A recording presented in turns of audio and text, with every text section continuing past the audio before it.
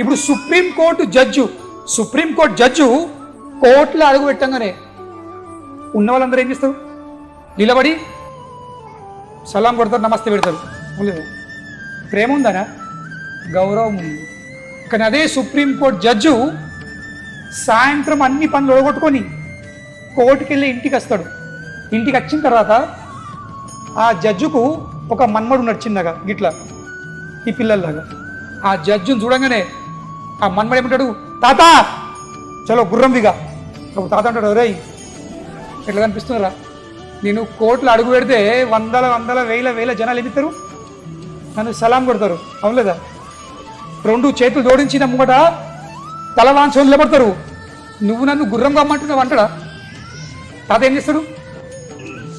అప్పటికప్పుడే బ్యాగ్ ఉబీ కానీ పక్క పెట్టేసుకొని భూమి మీద అంగిపోతాడు, అవును లేదా?